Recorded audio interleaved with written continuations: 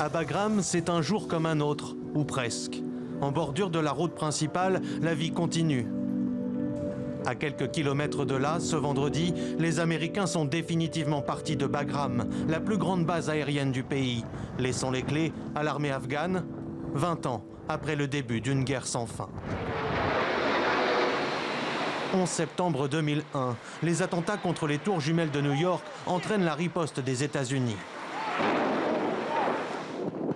Accusés d'avoir soutenu l'organisation Al-Qaïda, les talibans au pouvoir à Kaboul sont balayés en quelques semaines. Grâce à nos militaires, à nos alliés et aux courageux combattants d'Afghanistan, le régime taliban touche à sa fin. Les Américains imposent un gouvernement de transition mené par Hamid Karzai. Le 9 octobre 2004, il est confirmé comme président de la République islamique d'Afghanistan lors des premières élections présidentielles du pays. Exclus des pourparlers, les talibans se réorganisent dans le sud et à l'est du pays, des zones où les populations ne se reconnaissent pas dans le schéma de démocratisation plaqué par Washington. C'est le début d'une nouvelle guerre dans la guerre, opposant Kaboul et son soutien étranger aux insurgés talibans. La présence américaine s'accroît en terre afghane, jusqu'à 100 000 soldats déployés en 2011.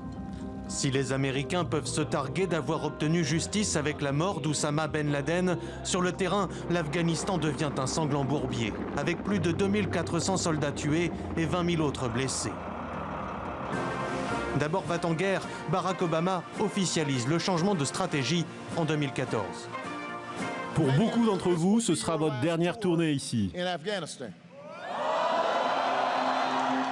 Des négociations s'ouvrent entre les talibans et Washington, avant la signature le 29 février 2020 de l'accord de Doha qui engage le retrait américain.